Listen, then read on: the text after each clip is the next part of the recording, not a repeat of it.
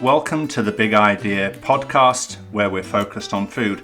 Today we're going to be talking to Tom Mastrobuoni, the Chief Investment Officer of Big Idea Ventures.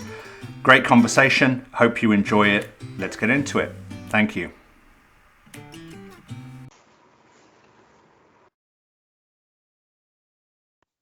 Tom. Andrew. How are you, sir? I'm excellent. How are you? Very well. Welcome to the Big Idea podcast, where we focus on food. We've had a lot of questions from people who have been listening to our podcast, all three of them. And they basically asked, well, you know, you're this kind of founder of Big Idea Ventures.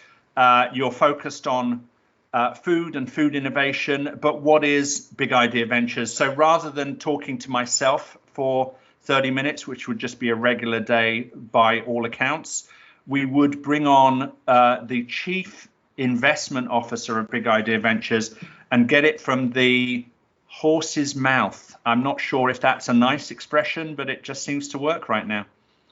Welcome, Tom Mastrobuoni, Chief Investment Officer of Big Idea Ventures. How are you, sir? I'm great. Thanks for having me. So big title, Chief Investment Officer. Before we sort of get into Big Idea Ventures, why don't we cover off what what you do at BIV? What is a Chief Investment Officer typically day to day? Yeah, absolutely. So my typical day to day is keeping tabs on all the deal flow that's happening at the firm, whether it's through follow-on investments for the accelerator companies. I don't get involved in the accelerator selection process. We leave that up to you and to the program directors who know that far better than I do.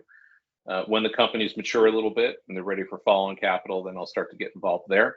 And then Abby, Lyle, and I, of course, are on the special projects team, where we're coming up with new innovative products, fund offerings, special projects, as well as those one-off opportunity deals that New Protein Fund can do, as well as some special purpose vehicle deals that we do, including New Wave, Gathered, Nugs. And then she and I work together on the Wild Earth investment for New Protein Fund. So it's a fantastic spot, and I'm grateful for it because I get to do a lot of different things. It's definitely time consuming. You're dealing with multiple geographies, different strategies, and you have to sort of take your okay, this is a growth stage company hat off, this is an accelerator stage company hat, put that on, think about things a little bit differently. But it's been a ton of fun, and the first year went by incredibly fast. So what do you like about it? Just the freedom that we have to create. I mean, the culture that you've built here is really one around, if you see an opportunity, go for it as much as you can until it doesn't make sense, and then we'll stop. But there's far less meetings to figure out if this is on strategy or not. We know what the strategy is: solve the world's greatest challenges. Done. Okay, now let's go figure out how to do that. And there are innumerable ways to go do that. We, of course, have chosen food as our first method of doing that because everyone interacts with food multiple times a day, or at least aspires to multiple times a day. So the ability to touch people's lives many times a day, every single day of their life, and also make a lasting impact to save those beautiful glaciers behind you, it's a pretty unique opportunity. And is mission part of it for you? I mean, obviously, yeah. Yeah, I mean, sorry to cut you off, but I mean, if you don't, if you're a sentient being who has some level of empathy for others, let alone a father of four and a husband and a son and a brother and a cousin, like, why would you not want to do what you can to keep the planet around longer? I think people who don't are just not very good people. Obviously, there are some of those, but we get to choose who we do business with, which is amazing. Exactly. We are very lucky. Yeah. So obviously, you've been involved with the fundraising side, i.e., us pulling funds together so that we can then use those funds and solve those big kind of global challenges that we're focused on. Talk to us about some of the motivations of some of those kind of LPs or those investors. What's making them step up and get involved with a fund like ours? Sure. In fundraising, we talk about greed buttons, and not greed in a bad way, but everyone has a reason that they get out of bed for deals. It could be mission. It could be a personal connection, either to a particular animal, a particular geography, a particular climate. It could be a passion around, I moved to a plant-based lifestyle and my type 2 diabetes went away and my vision was restored. So I want to do everything I can to motivate others to do that and to perpetuate that part of the market. It could be strategic, right? We have a number of strategic investors in our new protein fund. While they may have parts of their business that are mission driven, the likelihood that the folks who made the commitment to the fund, their motivation is probably much more strategic in nature, trying to solve for a capability gap, trying to fill a spot on their strategic roadmap down the street to solve for a potential need, product, geography, whatever it might be. So our job as fundraising people is really identify what that greed button is. Again, not in a bad way, greed, and then just press it over and over again and touch on it, but touch on it in an authentic way. That's the key part. You have to have an authentic connection. What does that? Yeah, I was going to say, what does that mean? Touch on the greed button. So, and this is not to deride or belittle car salespeople, but your stereotypical car salesperson. They're not listening. Don't worry. They're not. Fine. Okay, great. So if they are, belittle your address in New Jersey. Don't worry about it. We can belittle and deride away. They're actually a great source of, if you want to understand sales, go talk to someone who has to sell large ticket items to people who don't necessarily need them, car salespeople. If you walk into the car dealership needing a car, you're dead in the water because they can see that coming a mile away. They are fantastic observers of body language, of how people walk and interact with vehicles, et cetera. Are you hiding in the corner? Are you just peeking at the label? Or are you like in the car trying the wheel out, right? How dedicated of a buyer are you?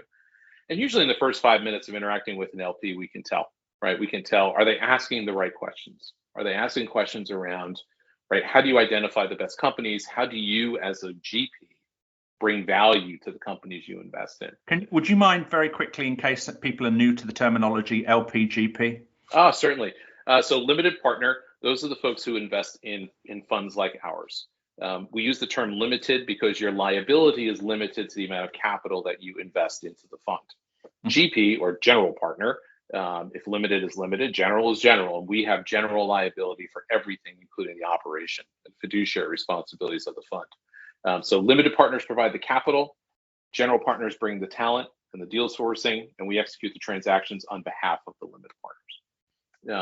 So when you're meeting with limited partners and trying to get them to, you're basically trying to separate them from their money, which they've all worked very, very hard at earning and saving, or they are entrusted with it as strategy folks within an organization. And my job is I'm actually trying to I'm trying to make sure that what we're offering aligns with what they need. Mm-hmm.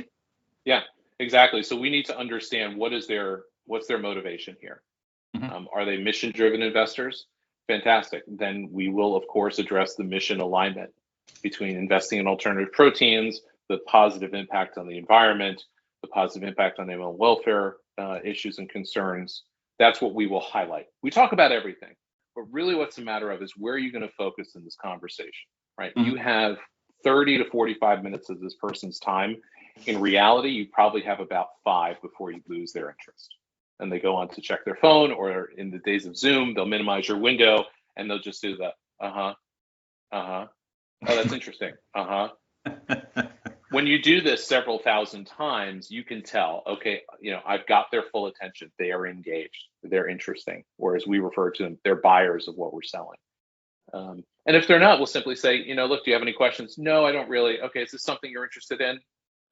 No, not really. And we always say this and people laugh, but a fast no is the second best answer you can get when you're fundraising. The maybes will kill you. They'll drag you out forever. The yeses are by far the best. Yes, let's do it. Best answer you can get. No, not for me. Second best answer you can get. The funny thing is that because we spend a lot of time also going through due diligence and looking at companies to invest in, companies who are actively going through their fundraising, because we've been through it ourselves with the fund, I really appreciate how to not screw around with with a founder and just sort of be really honest with them and really succinct. And I wish, when I was raising funds from my first couple of companies, the investors had have been just a bit more sort of direct and forthright. You've mentioned LPs being motivated by a strategic imperative. So, for example, wanting to learn about innovation in the space or keep tabs on innovation. You've talked about mission alignment. You've talked about, a personal alignment. So diabetes and a plant-based lifestyle, maybe a concern about the ocean and something. Mm-hmm. I think it's fair to say that in the last 12 months or so, we've been getting engagements from multiple countries/governments who are seeing a lot of the things that we're dealing with as solutions for food production in the long term over the next X number of decades, protein production, movement towards sustainability from a country-wide perspective. From your point of view, do you see that becoming more and more important to governments, and do you see them getting more involved in our space? Do you think we're, having the right conversations?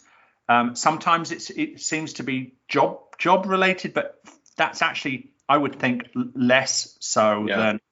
I mean, tell us about what governments and what countries are sort of. Yeah, no, absolutely. So, and we're starting to get into this a little bit on our team, on Abby's and my team as well right now. So again, you have different levels of government. With just like any other organization, there are different levels. The jobs are really important, we'll say, to the local, county, and state governments. That's really important to them because that generates a tax revenue base, and that's income for those states. When you think about the federal level, we'll just use federal to refer to national governments for ease of conversation. But when you think about federal, this is outside of the U.S. as well, right?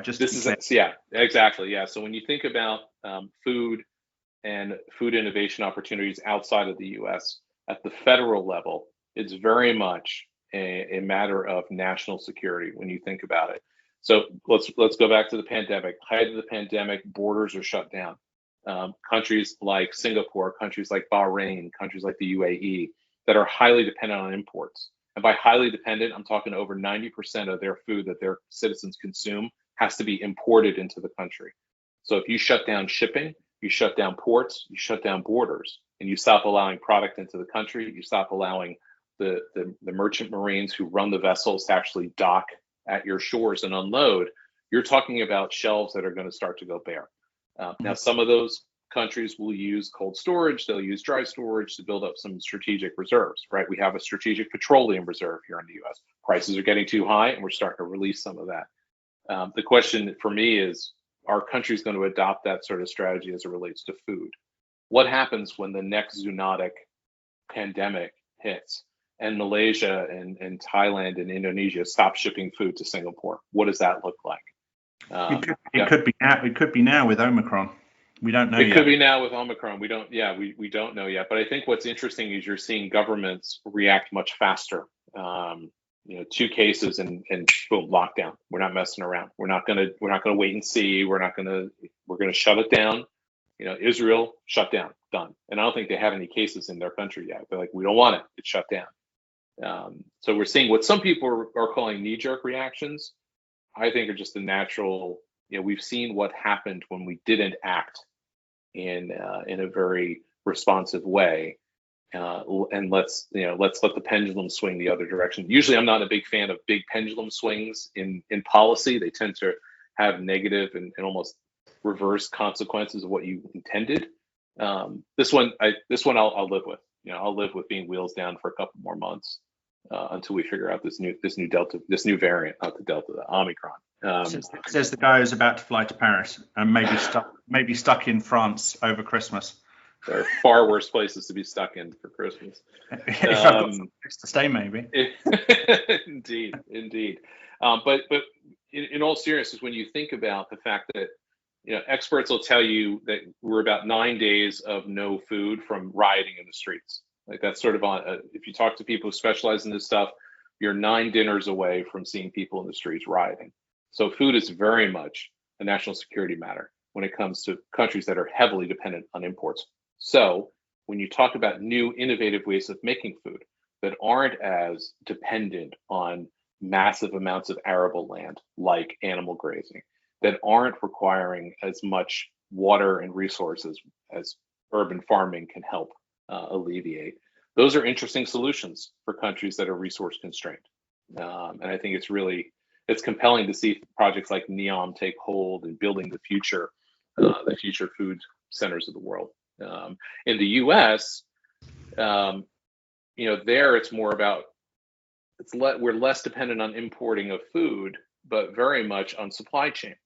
So we're seeing a lot more focus around infrastructure, a lot more focus around how do we ensure that bare shelves, which I never thought I would see in my lifetime. I mean, and I never thought my kids would see that, but I mean, going into a supermarket and there not being milk, there not being bread on the shelf was it was surreal.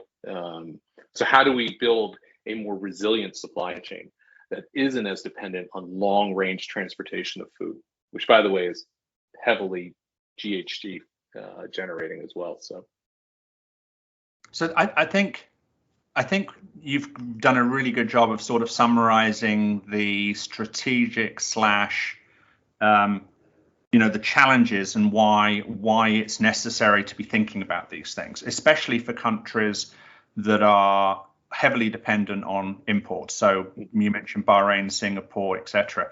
I think there's a positive or a sort of the other side of the coin as well for food innovation, alternative protein, and other areas, in the sense of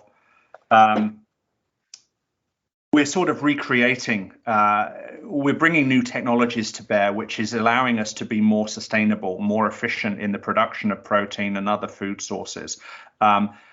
The kind of lines are going to be redrawn in terms of market share, revenues, and so on.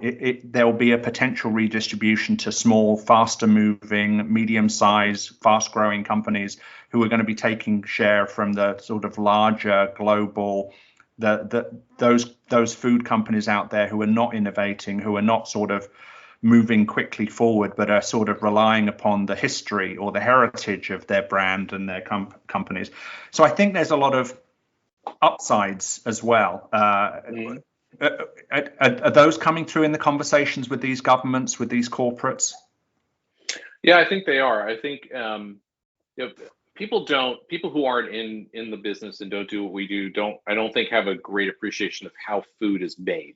How does food how does a steak get from the farm? Because in everyone's mind it's a farm, and that's not how steaks are actually raised. So start out on what we call a cow-calf operation, where they'll raise animals from a young age, but then it moves through much more of a highly industrialized process by the time it gets into your meat case.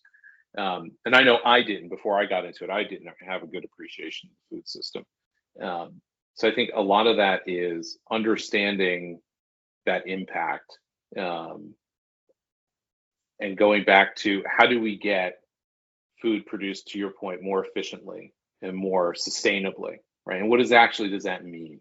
The amount of water that's used in producing food is stunning to the point that large food companies operate their own wastewater treatment facilities because some of the chemicals they use are so nasty that municipal wastewater treatments that handle our human water that goes through our homes and some of our smaller businesses can't handle. They have to build systems just for that. How do we get to can't handle, won't handle? Can't handle. There are some materials that are used in the industrial production of meat products, for instance, that can't. If you have a lot of those plants are located in more rural communities, and they don't have as sophisticated wastewater treatment facilities, right? They'll build them around a farming community, which uses a lot of, they'll obviously rainwater, but they also have irrigation systems, and it goes in the ground, it evaporates, and it goes into a sort of a cycle. When you talk about bringing food into a plant, bringing water into a plant rather, and now you're adding certain chemicals to that water, the system that was built to handle an ag-based industry is now asked to handle chemicals that will eat through their piping, eat through their systems, or they just don't have the technical expertise to handle. So you'll see big food companies manage their own wastewater treatment facilities, and then give the water to the municipalities, who will then treat it from that point because they can handle it from that point, and then you buy it back. The problem is you add every foot of pipe for an irrigation system is an ecological disaster waiting to happen, right? Because you have to have elbow connectors and you have filtration systems and collection basins and all the technology that goes into just water, right? The most basic thing, we turn on our faucet and water comes out, and that's sort of all we think about it. But the food industry is so reliant on it. It's not even an ingredient. We'll talk about. You can talk about beverage companies and their use of the water system. If you've ever seen a commercial, if you've ever seen a bottling plant for bottled water, I mean, these things are massive, and all they do is pump water out of the ground, put it through a filter, and stick it in a bottle, and we buy it. It is the most ridiculous thing ever to really to witness. To think, we had to do all of this for the water. Like, it's basically the water that comes out of your tap, but they'll filter it, they'll add some minerals to it for taste, and then they'll sell it back to you. It's crazy. I was kind of hoping, rather than I was kind of hoping you were going to go towards the entrepreneurship side of things. So in course. In other words, you and I get to see some, I would say crazy, but crazy is not the word. We get to see some companies who are just doing things today that I just never imagined could be done from a food invention, innovation, production perspective, 3 years ago, 5 years ago. In precision fermentation, we're just seeing amazing things happening, in cell-based, in all sorts of different parts of the food industry. And you're getting to touch a lot of these companies.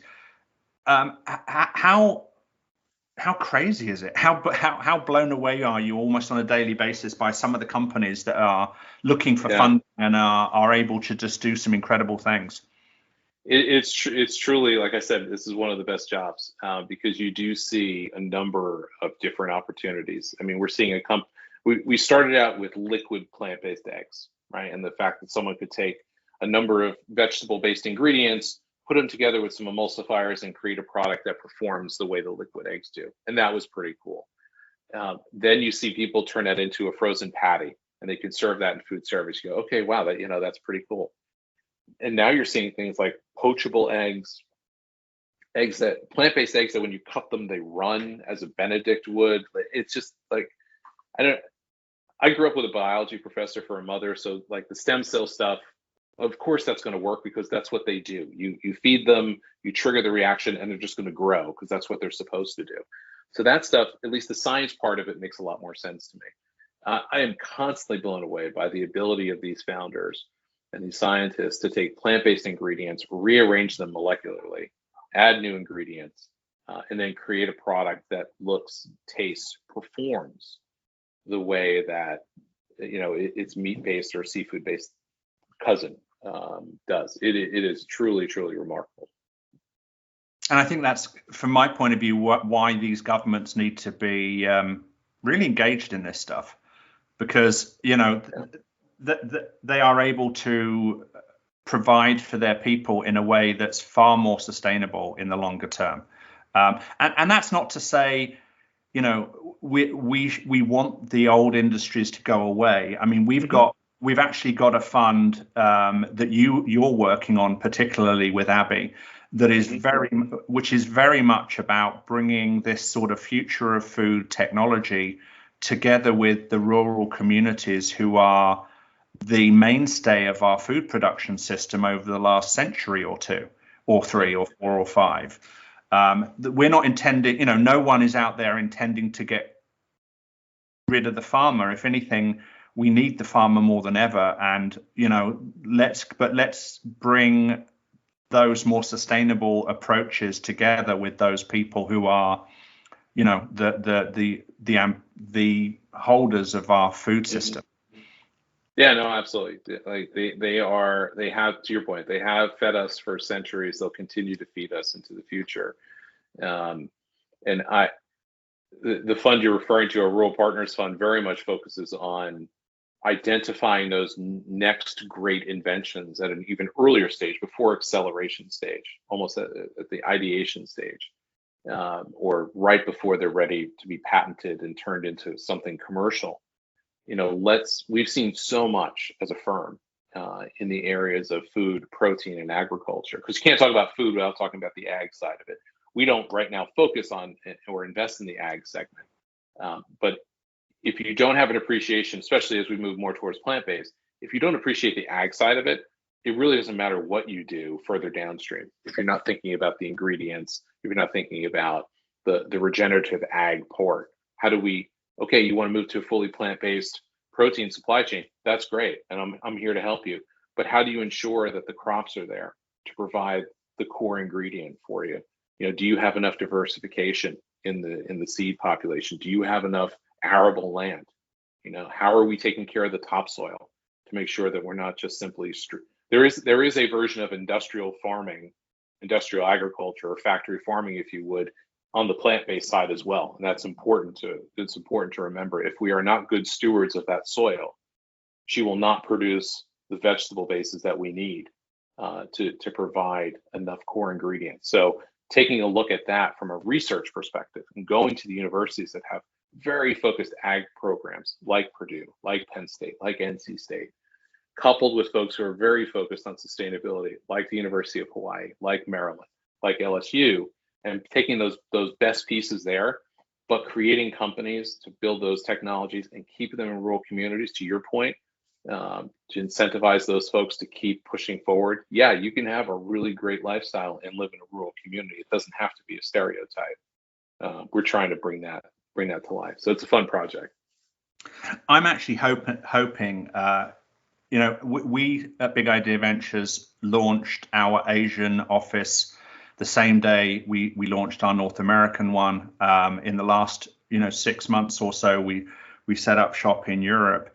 Mm-hmm. I'm hoping that we can help join the dots globally between this sort of very early stage IP that you've identified as being the source of a lot of these sort of new approaches, and not just help to deploy them in North America particularly, or even in Asia, but actually start bringing the best of this IP to places around the world where it's necessary.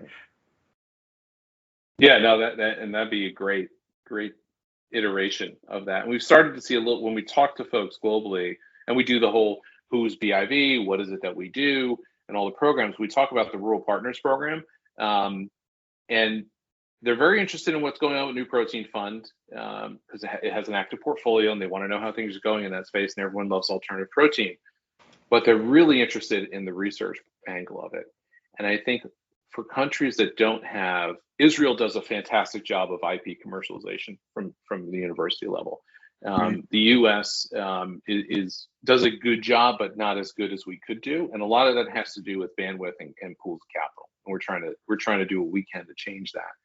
But we've had inbounds from Asia, we've had inbounds from Canada, from Europe, and from South America, where folks are like, what is this Rural Partners? What is this thing you're doing? Because I think that there's sort of a built up, a pent up amount of creativity that's waiting to burst out, but they're sort of hesitant. They feel, well, I have to go to Israel, I have to go to the US if I want to take my research and commercialize it, because that's where the market is for it. To your point, if we can export this model and do it, now we may not do a fund for Ireland and a fund for France. It may make sense to do a continental focused fund or a Nordic focused fund. We'll figure that part out. But I think this model is going to prove to be pretty successful. And yes, we want to make really nice financial returns. We're all here for that. But this fund in particular is very much focused on, can we drive economic growth and development in areas that historically have relied on major infrastructure projects or government subsidies to do so. And if we can create a self-sustaining, cyclical economy, right? Because if we found businesses in these communities, those businesses, those people who work there are going to need restaurants to go to. They need schools for their kids to go to. They need theaters to go watch shows at. There's a system that builds up around, right? And if we can locate a few new businesses and plant those seeds, pardon the pun, in these rural communities and grow those economies up, I don't know a geography that wouldn't be interested in having that program. So the Rural Partner Fund is right now focused on North America, right? It's focused on the U.S. That's right. Perfect. I guess over the next 2 to 3 years, we'll get some sort of initial data to understand whether it's a successful kind of approach, and then we can start talking about are there other places that could take a similar approach and benefit from, matching the IP together with developing future of food in companies and industries in new countries, regions, etc. Yeah, absolutely. Typical. So yeah, it'll take about 2 years to get that kind of feedback, but I think it'll also take at least that amount of time to hit sort of our contractual thresholds where we're actually allowed to go and do similar funds, but in different geographies.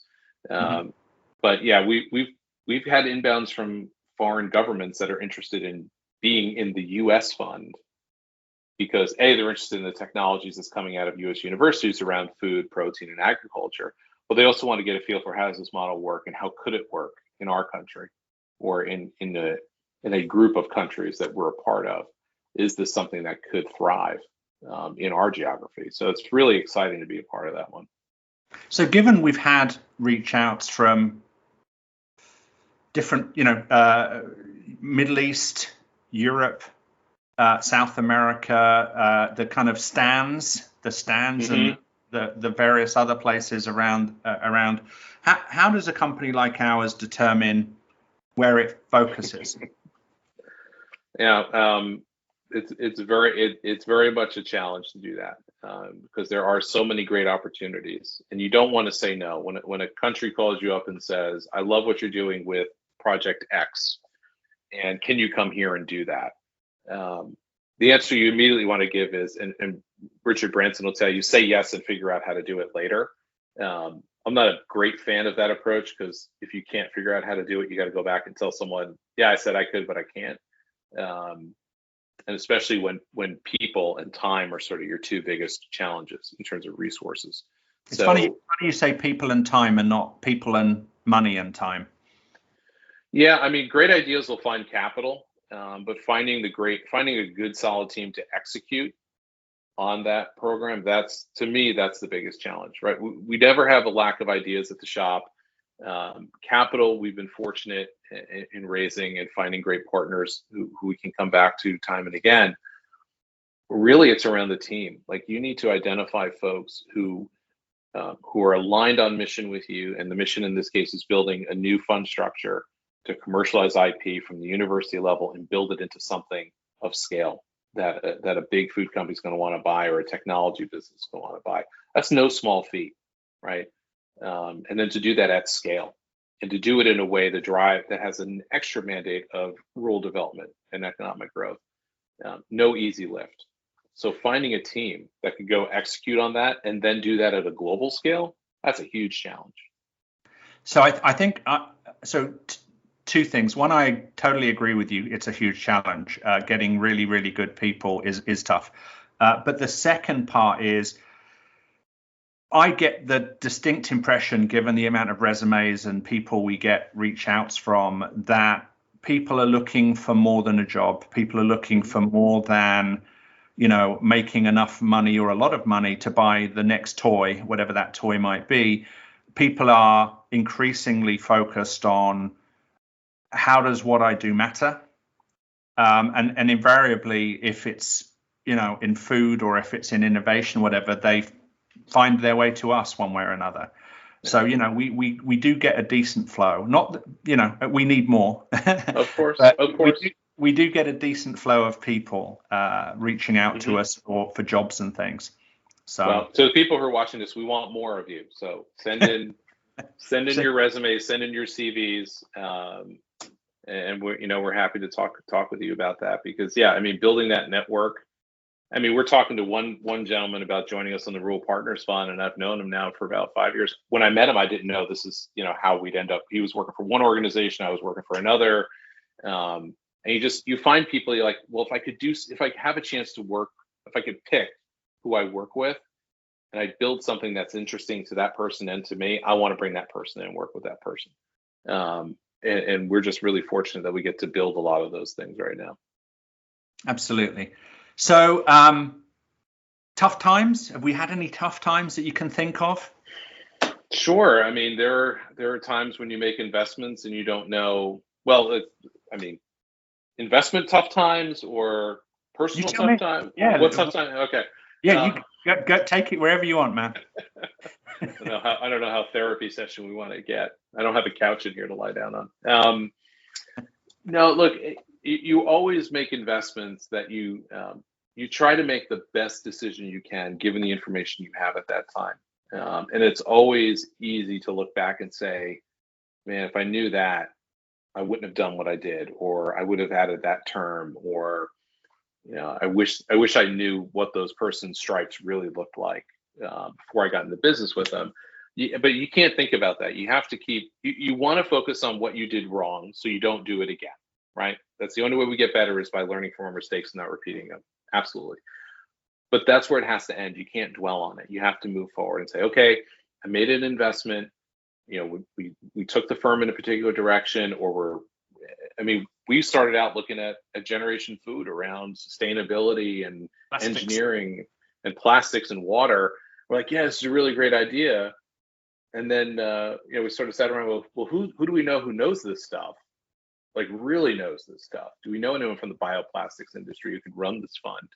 The answer was no, we don't know anyone right now. And that doesn't mean they're not going to come along down the road, and we'll relaunch that and refocus on that. But what we do have is a team that's really great at what we do right now, and we're heads down on that. So yeah, hard times? Sure. There's always hard times. There's always frustrations. There's always, you thought something was going to work out and it didn't.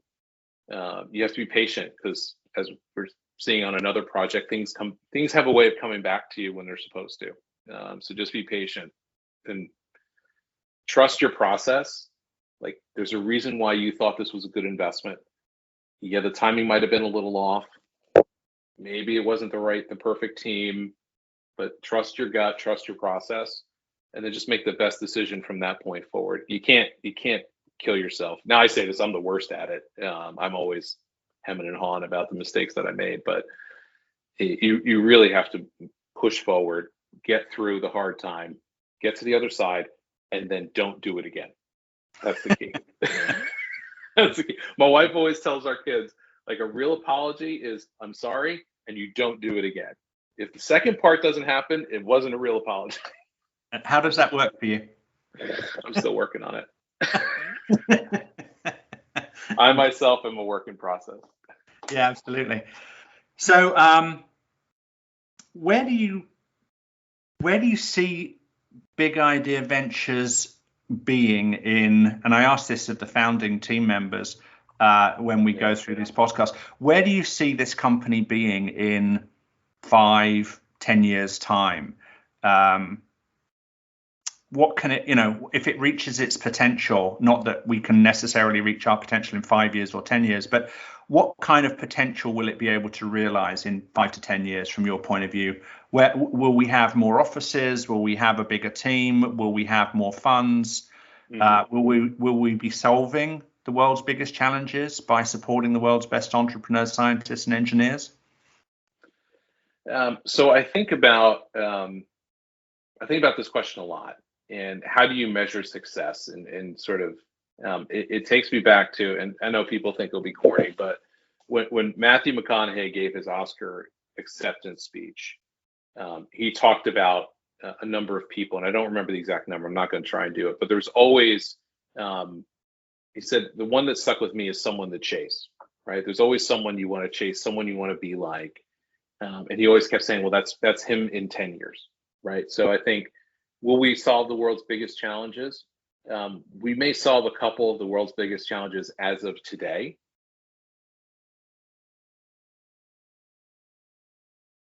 Be the same ones. I think that new ones will emerge, whether that's explosive population growth, whether it's water as a critical resource, which it is in many places today. Just in our little bubble of the northeastern United States, water is plentiful. We don't really think about it or deal with it. But you think about Western states, even in the US, and you think about more developing nations, having access to clean drinking water is a massive challenge. Whether it is, the atmosphere takes a severe turn for the worse and the air becomes almost unbreathable. I don't know what those big challenges are going to be, but I think that if we are at least there as a firm, in whatever form that looks like, number of offices, number of team members. As long as we're there investing in what we think are the best new technologies to solve those current challenges, I think that's a success. So it doesn't matter how many people we have, how many offices we have, what our footprint, none of that kind of really matters. It's are we tackling the most pressing challenges that we're grappling with as a species at that particular point in time? Are we doing whatever we can to solve those challenges, right? Like today it's climate change. I really think climate change is a huge challenge. There are many other socioeconomic challenges out there, and I know people will say, well, I don't think alternative protein environment is a huge challenge. I think domestic abuse is a massive challenge. I think child labor, and I agree with you, they are. This is what we happen to be good at, and this is what we're gonna sort of know our role, stay in our lane, and try to row the boat together to try and solve what we can solve. And I know that there's other people working on those other important issues, and they're doing what they can. But yeah, I think with the team that we have, we're doing what we can to solve today's challenges. Tomorrow's challenges are going to be different, right? And Wednesday's challenges, it's Monday for anyone who's counting, and Wednesday's challenges are going to be different. And we just got to wake up, put our boots on and get to work. So that's what we're trying to do today. And hopefully that's what we'll be doing in 5, 10, 15, 20 years. But that's it. I'm retiring after 20. I'm done. Are you? How old are you now? I'm going to be 45 in January. 45. So 65. Yeah, that's a good. But by the time you're 65, you'll be like, oh, I got another 10 years in me. Do you play golf? I mean, what do you do when you're not running around after? I don't think you have time when you're not running around after 4 children. So playing golf is being generous. I guess play at golf is probably more apt of what I do.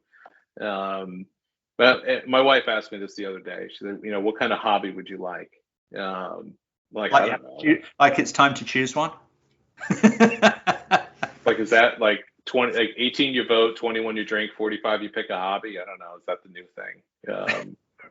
I don't know. I like coming up with crazy new ideas and pitching them at our weekly meetings and having you go, okay, go figure out how to do it.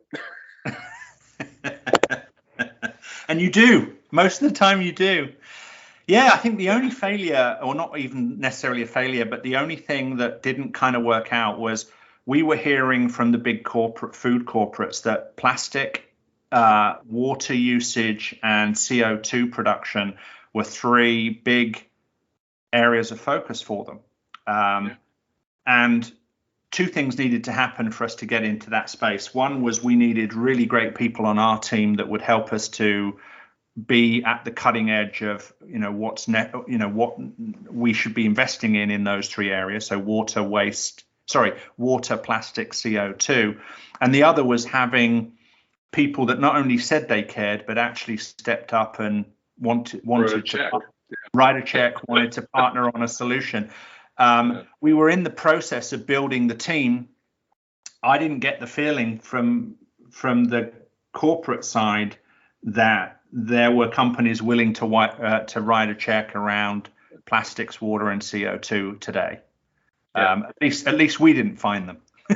Yeah, we didn't find them. And I don't think it's for lack of caring on their part. I think a lot of them have internal initiatives. I know Nestle does. I know Unilever does. A lot of the big FMCGs have initiatives around reducing plastics in their supply chain. I think what'll be interesting is when those deadlines emerge, whether that was 2030, 2040, 2050, whatever they might be, when those deadlines hit. One was 2025 and one was 2030. I think the industry has kind of got those 2 deadlines up. Yeah. So we'll see what happens. Now, of course, they'll come and go, and some will hit their numbers and some won't. The ones who won't will say, well, it was due to COVID, and we're back on track and we're focused on it. But I think as long as they continue to push forward, and they are, but a lot of this is going to fall on the consumer. If the consumers keep the feet to the fire and tell these companies, I don't want to buy your product if it comes in packaging that's harmful to the environment. I'm not going to be a customer of yours if you are not good stewards of the land or the water that you use to make my food. Customers have the power here, and brands will react to that. This is coming from someone who worked inside a brand for a couple of years. So brands will react to consumer sentiment You all vote with your wallets and cast your vote because they do matter. And then you can get companies, you can turn those super tankers and you can get them to change course. I agree.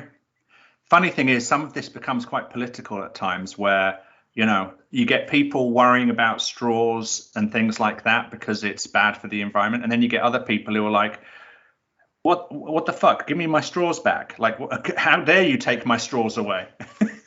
The best example of what I call innovation theater was when, and by innovation theater, we mean innovating for the sake of innovating, but not really doing anything meaningful or impactful. And there was one brand, I'm not going to say who it was, but one brand in particular, a coffee shop that wanted to get rid of. I enjoy drinking their coffee, so I'm not going to say who it was. And they've since changed this. But when they wanted to initially get rid of plastic straws, they came out with paper straws, which I thought was great. And when I asked for a straw, and they handed it to me, and it was wrapped in plastic. And I just kind of looked at the guy and I was like, seriously? He goes, yeah, it's your paper straw. I said, it's wrapped in plastic. He goes, yeah, to protect it. I'm like, but you did this to get rid of the plastic straws that were wrapped in paper. He goes, yeah. I'm like, okay. And it's like at that, like that is not going to do anything. Sure. But companies that completely eliminate the use of plastics in their packaging or go to 100% biodegradable. Recycling we can do a whole different segment on recycling and how underutilized the recycling industry is in the US, and how if we don't valorize the end product out of recycling, no one's actually going to recycle. Less than 10% of what you put in that blue bin actually gets recycled anyway. So don't feel bad if you throw something out. It's where 90% of it ends up anyway. But that's another big challenge that I'd love to solve because that one frustrates the hell out of me. All right. New fund. Let's go. Let's do it. All right. Actually, before we do that, before we go set up one more fund, how should governments, countries, corporates, family offices, fund of funds, etc., ultra high net worth individuals, if people have something they're interested in, an axe to grind, they want to set something up, they want to partner, all of the above. Mm-hmm. What should they do? How should they reach out to Big Idea Ventures, Tom Mastrobuoni, Andrew Ive, all those wonderful people, Big Idea Ventures? He says, speaking in the third person. Which he doesn't do often, folks, I promise. No, I look, our website, bigideaventures.com, you can find us there. If you want to send me an email, tom@bigideaventures.com. I'm pretty accessible on LinkedIn, Twitter, unless you want to see. Oh, I'm on Twitter. Oh, yeah. You tweet? I tweet. Occasionally I tweet. I'm more of a retweet kind of guy, but yeah. Does it have your football team stuff? Do you get to hear what's going on with the local New Jersey teams that you support? Actually, are you a New York or a New Jersey fan? I forget. Well, all the football teams actually play in the great state of New Jersey, although they both have New York names to them. But I am a lifelong New York Jets fan, and we did beat the other worst team in the NFL this weekend, so we feel good about ourselves. Notre Dame's going to get cheated out of another college playoff spot because they lost to an undefeated team. We'll see. I always have an axe to grind about that. But yeah, no, I'm on Twitter, I'm on LinkedIn, I'm on Facebook, but that's only for Boy Scout stuff. My son selling popcorn or my kids, won a gymnastics medal. Otherwise, I try to stay off of Facebook. My wife that always tells me to put my phone away when I'm on Facebook. So I'm like, can you believe this person wrote this thing? She goes, put that down. I'm not a big fan of Boy Scout popcorn, but when your daughters go into the whole Girl Scout cookie thing, I was going to say I'm the Samoan, the coconut one. That's the caramel toffee coconut one. That's my jam. So far, they have not expressed an interest in scouting, but we'll see. My 4-year-old wants to go because now Cub Scouts can be boys or girls. When you go to Boy Scouts, then you sort of separate into boys and girls. She's expressed an interest. The other two, they couldn't be bothered. If it doesn't involve a trampoline, they're not interested. So Okay, but I'm not going to get my cookies unless they go. So we got to start putting some pressure on them. Well, it's your daughter could go do Girl Scouts. It's never too late. She's 19. All right, maybe too late. Tom, it's been a pleasure. I'm going to cut the day because I think I promised you a shorter time than this. So, and you've probably got things to do. Not a problem. Not a problem. Any deals that we missed will be your fault.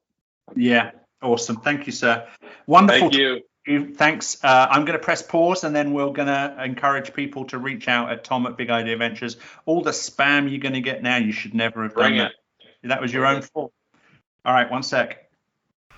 Thank you for coming along to today's podcast with Tom Mastrobuoni, Chief Investment Officer of Big Idea Ventures.